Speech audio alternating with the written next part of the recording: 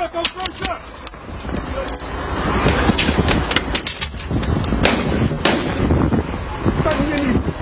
remember seeing this Facebook video of this kid walking down to the beach from Awa. He got stuck in the crossfire in this riot and he got shot in the face by rubber bullets. It was heartbreaking to see him lying on the side of the road, bleeding. After I saw that, something really shifted inside me and I felt like I really had to do something to try and help the kids and the community to have the same opportunities that I had growing up. They shot him in the mouth. Are you out your mind?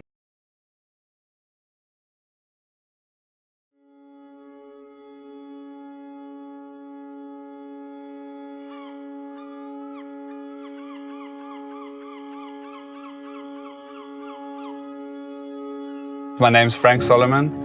I'm a professional surfer. I grew up in a small town called Hout Bay in Cape Town, South Africa.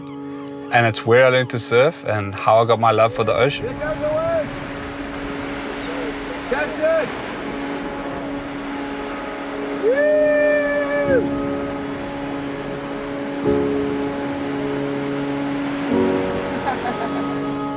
My name is Anele, surname is Kyobeka.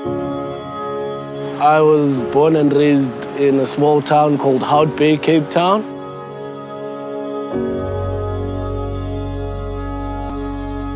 One day I remember I came down to Hout Bay for a surf, caught a wave, and I tried to get into a barrel. I got in it for like 2 seconds and it hit me because I just lost that focus. So like, just that focus is so important while surfing.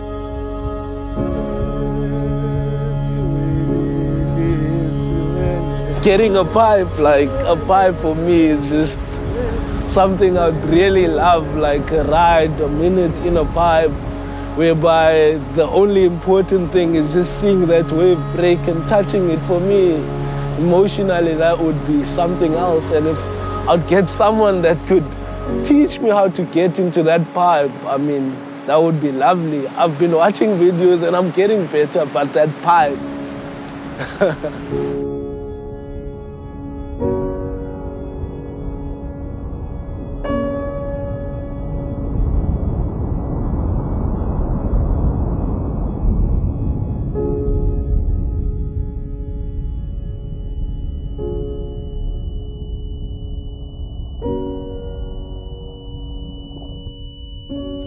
Hey, how's it, Frank Solomon? Hey, how's it, bro? How's it going? Straight into it, eh? Straight into it. It's really cool to finally get to speak to you. You big wave surfer turned philanthropist with your social upliftment program, the Sentinel Ocean Alliance. I did that in one take. You got to be impressed. Yeah, well done. Thank you. You're a I don't know what humanitarian, social upliftment, Yeah, because so- what you're doing is you bringing positive energy, positive vibe, changing people's lives by means of your program. Thanks, man. And that's so cool to see. We chatted about it, but like, explain why you did it, Frank.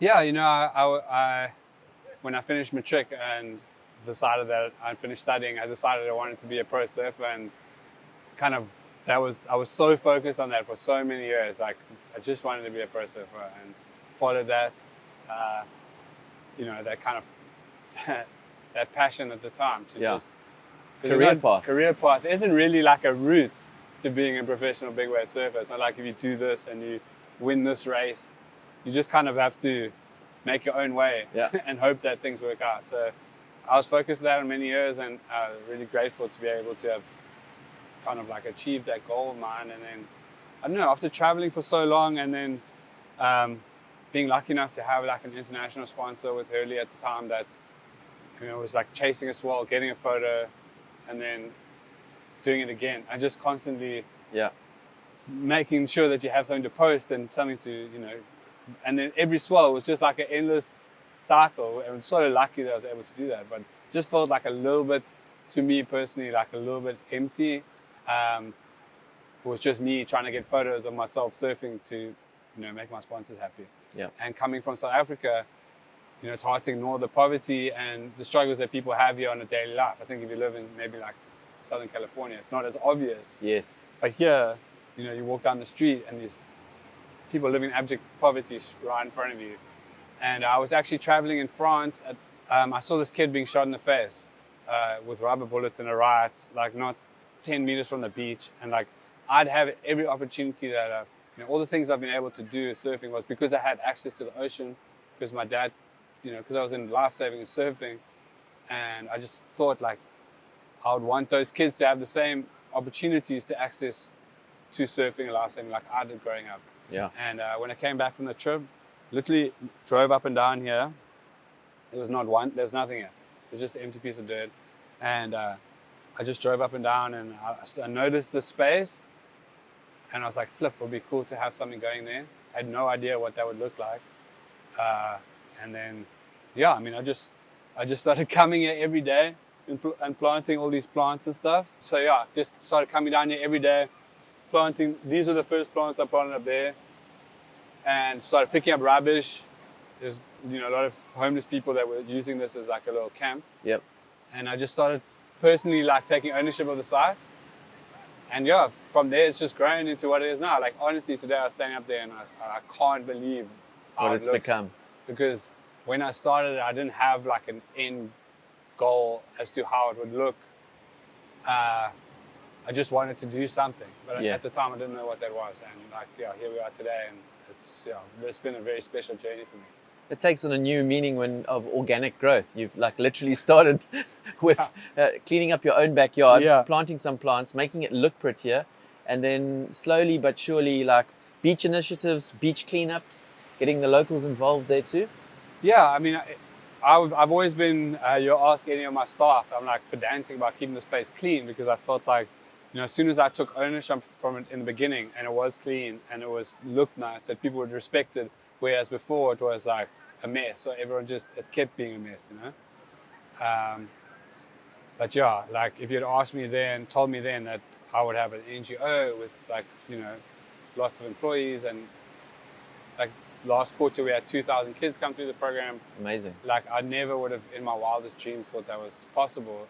And yeah, I'm super stoked. That's how it's come. It's so heartwarming and encouraging to see, and I think like you say, it started by you just taking the initiative to clean up this area, and then by means of education, because your program, with all these kids, it's an education program. It starts with understanding the ocean life, keeping your beaches clean, teaching them how to surf, Yeah. and they go away and they're called ocean warriors, aren't Yeah. they? It's amazing. Yeah, thanks, man. Yeah, I think that, I learned a lot from, I think, that initial journey of trying to become a pro surfer, because Yes. there was no path really. And I kind of just, I just was so like determined on that. And I think I took a lot of that, what I learned in that process with this, where I just knew exactly what I wanted to do. And I could have waited for permission and the government and the city, but I would have still been waiting. So I think the most important thing, that lesson I learned, was just to start this thing, like just to start something, whether you want to help kids or whatever it is you want to do. Like, don't overthink it. Don't look at the reasons why it can't work. Just start doing it. And then, that's how I believe that this turned into what it is. Well, that's awesome. I mean, to start from the root cause, and that being the trigger, which was you seeing a young kid that's a local here being affected, Yeah. and him not gaining access to what everyone should have access to, the beach, is such an inspiring motivator. And yeah, thanks for doing that for the local community, dude. And that's why it's grown, and it's because of this positive energy which is born of your proactivity. So Yeah, lekker. thanks, man. Yeah, I I never expected to be what it is, and we've started a program in Hout Bay now called the Freedom Riders, and we've gotten funding from WSL. So it's a similar setup, but in Jeffreys Bay, and I think maybe I'd like to do one more on the west coast, in like a town like Elands Bay or Lammas Bay, where it's a traditional fishing community with lack of access and options in the ocean economy, and maybe have 3 programs nationally, and then this being like the head office. Yes. And then I guess, I don't know, after that, I think that would be it. Like I think from what I've learned with this process is that, having too many it's difficult running sites Yes, remotely and managing people. So Yeah. I've Well- learned a lot. We have 30 employees now and lots Amazing. of kids. So it's been such a great learning curve. Yeah. Amazing journey. Yeah, and I didn't like study. I think I didn't study how to start an NGO or so. Well, You can just start something. You don't have to yeah. necessarily have like any qualifications. Yeah. Or people ask, how do you start? I just started.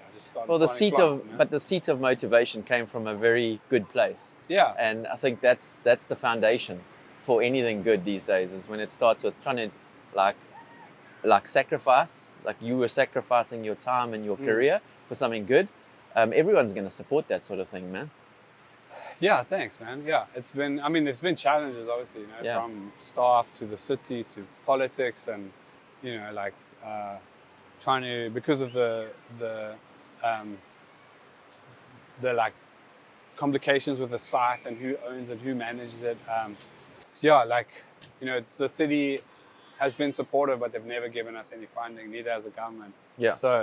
So what happens now? We've changed this whole area. There's like now a coffee shop, there's people enjoying the beach because of the investment that we've put into the site. Yeah. Which is on the Atlantic seaboard and like Yeah. an incredible location.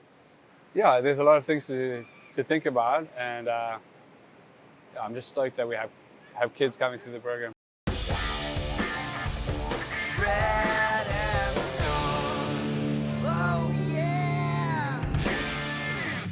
Okay, so today we're actually having kids that graduated last year. So we had all these amazing kids that showed so much interest in the ocean school and in the ocean career as well. So we were trying to help them out through the journey by bringing them back. So we have 12 kids, and there's 12 kids, then we're going to do our extended program.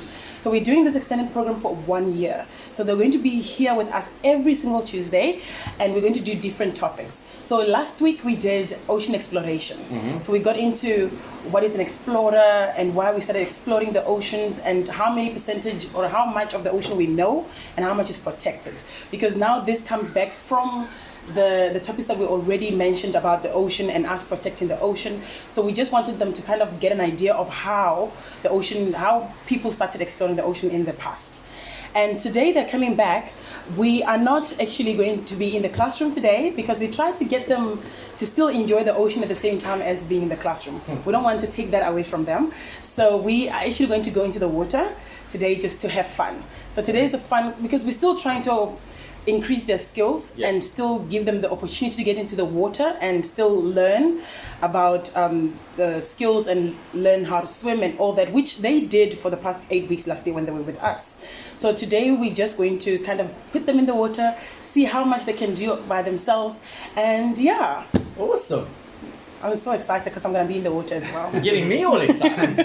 I'm going to get into the water. Are you going to get into it? Yeah, Lekker. I don't really get into the water a lot. Yes. I am probably a 40% swimmer, Okay. so I don't swim a lot. Well, at least you're not a 5% swimmer. Yeah. At least I'm not a 5% swimmer. Tell them but I'm a good boss. Yes, Frank is a very good boss. And not because I have to say that. Oh, really? Because he pays me now. Is he kicking you under the desk? I feel like this topic, but no, Frank is actually a very good boss. Me working here since last year changed my life in so many ways. I meet all these kids, but just the crew that run this whole program together, we kind of complement each other. We work so well together because if I can't do this, somebody else can help me. If they can't do it, I can help them. So we work very well together. And Frank, being the big boss, he's actually doing a very good job. He's really doing a good job. I actually would recommend that people come to work for us over Frank. That's how good of a boss he is. Blowing a lot of smoke, Frank. This is actually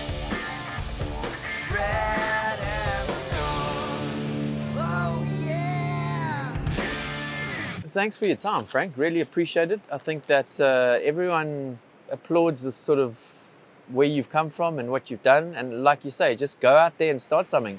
It starts with like a packet and picking up some rubbish on the beach to a coffee shop and helping hundreds of underprivileged kids get get a great start. Yeah, the coffee shop was an afterthought, you know, like, and geez, it's really changed the area. And yeah, eventually I'm I'm meeting with the city. I'm going to take the roof of this toilet and build a proper life-saving club here.